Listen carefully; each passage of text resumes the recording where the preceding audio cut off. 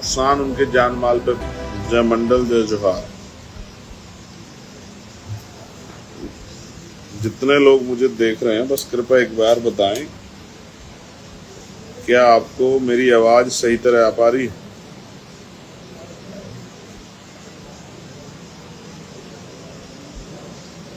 तो आप में से कोई अगर बता देगा कि क्या मेरी आवाज आपको प्रॉपर आ रही है, तो फिर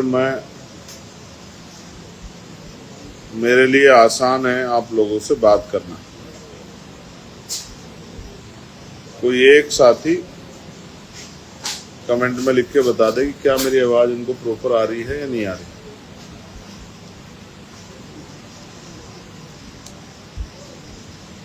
धन्यवाद प्यारे साथियों। आज हम लोग नगीना लोकसभा के गांव रामसावाली में हैं और दिन में आपने देखा कि एक आंदोलन जो गुलदार के हमले के खिलाफ बिजनौर जिला मुख्यालय पर हुआ, और हम लोगों ने पहले ये बताया था, तय किया था कि भाई सिर्फ आंदोलन दिन में नहीं चलेगा, रात में भी होगा। पूरे दिन हम लोग आंदोलन में वहां रहे। और अब जो है, जिस गांव में गुलदार द्वारा हत्या की गई थी, एक 9 साल के बच्चे की, उसी गांव में आज हमारा डेरा ये पड़ा हुआ है। हम और हमारी टीम आज उसी गांव में है। शर्त ये थी कि क्या तो अधिकारी कर्मचारी ठोस कार्रवाई करें और लोगों को ये जो नुकसान उनके जान माल पे बन रहा है इससे निजात दिलाएं। अदरवाइज हम लोगों की जान भी उतनी कीमती है जितनी आम लोगों की। तो हम लोग अपना रिस्क लेके उसी गांव में, जहां गुलदार का हमला लगातार जारी है और जहां लगातार गुलदार को देखा जा रहा है, हम लोग उसी क्षेत्र में जो है रुकेंगे, पहुंचने का काम करेंगे और लोगों की आवाज उठाने का काम करेंगे। सम्मानित साथियों, ये एक बहुत महत्वपूर्ण विषय है और ये नॉन पॉलिटिकल विषय है। पिछले लंबे समय से 2023 में भी आंदोलन मैंने किया था, उसके बाद प्रशासन ने इस पर सख्ती दिखाते हुए कार्रवाई की थी और कई लोगों की जान बचाने में हम लोग कामयाब हुए थे। लेकिन पिछले 15 दिन में 3 से 4 लोगों की जान फिर गई, जिनमें 2 छोटे बच्चे हैं। गुलदार उनके लिए सबसे जो आसान, जो शिकार है, वो उससे कमजोर जो व्यक्ति होगा वो होगा। उसमें बड़े पैमाने पे महिलाएं और छोटे बच्चे उसके शिकार बनते हैं।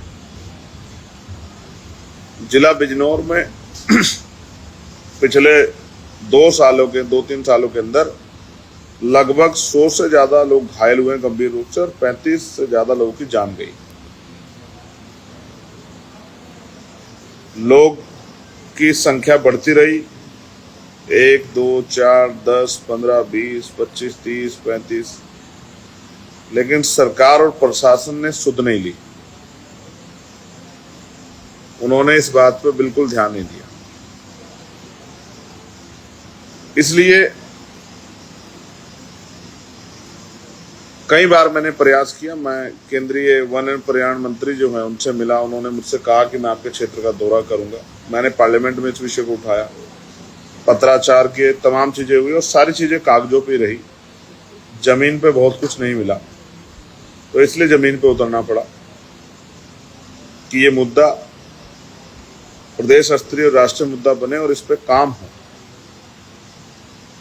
और लोगों की समस्या का समाधान हो। आज मैं जिस गांव में आया, यहाँ लोग डर के साए में हैं, तकलीफ में। माओ बहनों से मिला, उन्होंने कहा कि किसी तरह से इसको पकड़वाइए जो हमारी जान की रक्षा हो सके। लोग खेतों में नहीं जा रहे हैं,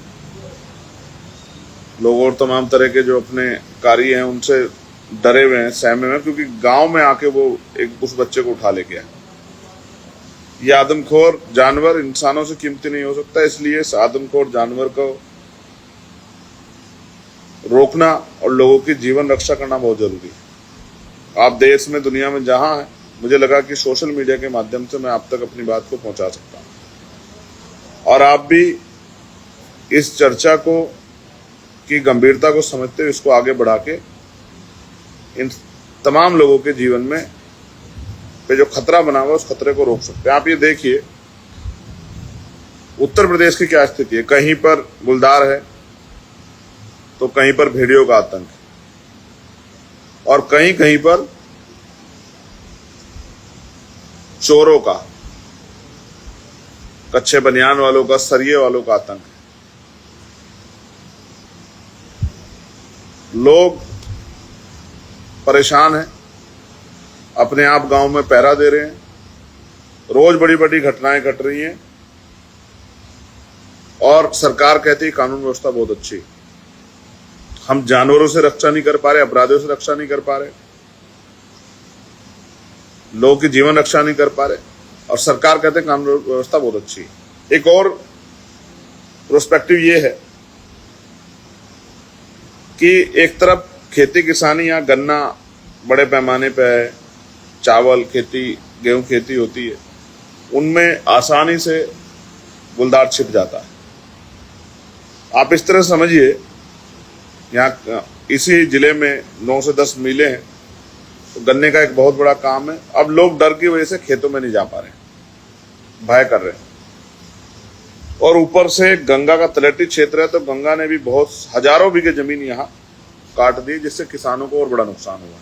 छोटी छोटी नदियां हैं, खोए हैं, उनसे भी जान माल का नुकसान हुआ है, फसलें कटी हैं तो ना कोई मुआवजा है और जो फसल कटी है वो गुलदारों के डर में खराब हो रही है।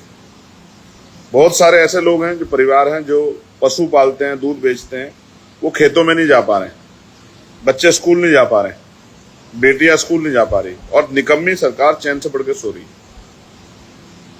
इसलिए आज ये आंदोलन करना पड़ा और अब यहाँ सुबह फिर जो है जंगल में मार्च होगा अधिकारियों के साथ और वो गुलदार कैसे पकड़ा जाए इसके लिए तमाम यत्न किए जाएंगे। मैं आपके माध्यम से, अगर मेरी बात सरकार तक पहुंच रही हो, लखनऊ में बैठे बड़ी बड़ी कुर्सियों बैठे हमारे विद्वान सम्मान्य अधिकारियों से पहुंचे तो उनसे मेरा आग्रह है कि वो इसका संज्ञान लें और हमारे केंद्रीय मंत्री जी तक भी अगर मेरी बात पहुंचे तो उनसे मेरा आग्रह है कि वो इसका संज्ञान लें, उस पर काम करें और लोगों को इस डर के साए से, गुलदार के आतंक के साए से और प्लस सरकार के आतंक के साए से बचाने का काम करें। लोग जीवित रहेंगे तभी तो आगे बढ़ पाएंगे। आज जो सिचुएशन है, लोगों में भय है और ये सरकार का सबसे कमजोर अंग है। अगर कोई किसी सरकार में अगर लोगों के अंदर भय है तो ये सबसे बड़ी कमजोरी है उस सरकार की। ऐसी सरकार को भी अपने बारे में सोचना चाहिए कि सिर्फ कागजों पे ही बातें करने से काम नहीं चलेगा, जमीन पे भी कुछ करके दिखाना पड़ेगा। आप पे ताकत होते आप नहीं कर पा रहे हैं, लोगों को मरने के लिए छोड़ दिया है, मगर हम लोग ऐसा नहीं कर सकते हैं। हम लोग इन गरीब किसान मजदूरों की लड़ाई लड़ेंगे, अपनी माताओं बहनों की जीवन रक्षा करेंगे। इसलिए आज हम लोग मैदान में और आज पूरी रात हम लोग गांव में रहेंगे, यहीं पहरेदारी करेंगे, यहीं आए जाएंगे, यहीं घूमेंगे, यहीं पता करेंगे क्या क्या चल रहा है और कोशिश करेंगे लोगों की जीवन रक्षा। और कल सुबह फिर से दिन निकलते फिर से यही काम शुरू होगा। ये संघर्ष तब तक जारी रहेगा जब तक गुलदार पकड़ाएं। और मैं जब तक यहाँ रहूंगा, किसी न किसी गांव में रहूंगा, अपने कमरे पर अति आवश्यक ना हो तो नहीं लौटूंगा, क्योंकि यहाँ की जनता ने मुझे वोट देके लोकसभा में भेजने काम किया। उन्होंने अपना काम किया, अब यहाँ का सांसद अपना काम करेगा, इन लोगों की आवाज बनने काम करेगा। और वैसे भी बिजनौर भ्रष्टाचार की भेंट चढ़ रहा है। अभी तटबंधों के लिए आए पैसे 65 करोड़ रुपए का घपला इसी सरकार के लोगों ने किया, जिसका भी हिसाब जो है सरकार को करना पड़ेगा। आपने मुझे सुना, मैं आपका आभार प्रकट करता हूँ। मैं चाहता हूँ आपके माध्यम से ये बात सरकारों तक जाए, बड़े नेताओं तक, सरकार के नेताओं तक, अधिकारियों तक जाए कि वो लोगों के जीवन की वैल्यू समझे। अमीर कोई मरता है तो कानून बनते हैं, गरीब कोई मरता है तो मजाक उड़ती है। ये बंद होना चाहिए देश में। गरीब का जीवन भी उतना ही मायने रखता है, उनकी माँ को भी उतना ही दर्द हुआ होगा जब उन्होंने उन बच्चों को पाला होगा, जब 9 महीने पेट में रखा होगा। वो भी अपने बच्चे से, चाहे वो अमीर हो या गरीब, हर माँ अपने बच्चे से प्यार करते हैं। उनके दर्द को और पिता के दर्द को समझना हमारी जिम्मेदारी है।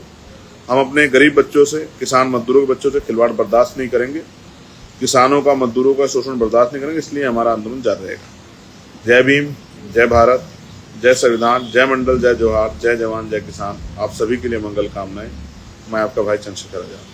INDC नेटवर्क, बदलते भारत के साथ।